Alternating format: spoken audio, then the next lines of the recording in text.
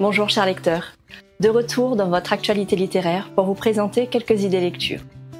On commence avec Divine Rivalité de Rebecca Ross aux éditions de Saxus.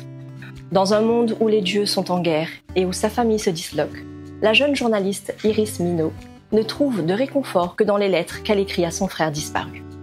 Celle-ci se volatilise, mais lorsqu'elle reçoit des réponses anonymes, elle se lie sans le savoir à Roman Keith, son plus grand rival.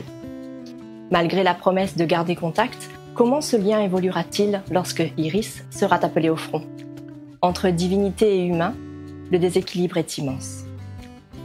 À découvrir le 13 juin, Ensorcelée de Laura Thalassa chez Roncière Éditions.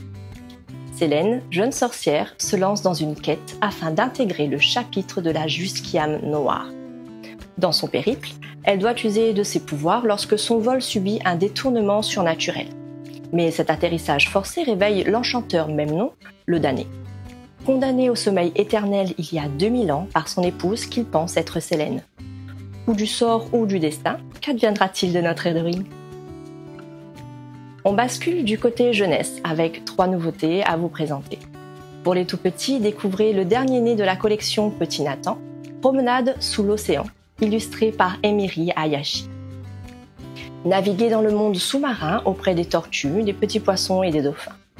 Sous l'océan, tout en douceur et en couleur, ils vous accompagneront dans un univers riche et détaillé, à la rencontre d'autres espèces diverses et variées.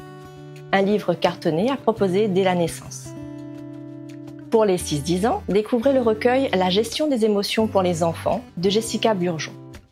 Dans cet ouvrage, retrouvez plusieurs histoires autour des émotions, afin d'aider l'enfant mais aussi le parent à comprendre et à gérer les divers sentiments qui peuvent parfois générer des tempêtes émotionnelles.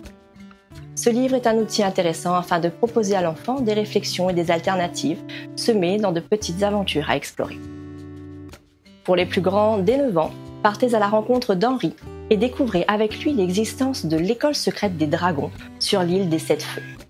Mais s'il veut continuer à étudier dans cette fabuleuse école et devenir dragonnier, il devra faire face à sa peur et chevaucher le dragon le plus grognon qui lui ait été donné de rencontrer. Henri arrivera-t-il à créer ce lien avec le redoutable dragon rouge ou devra-t-il quitter le château des nuages? À la semaine prochaine pour votre actualité littéraire et à bientôt sur les réseaux de Bookin et compagnie.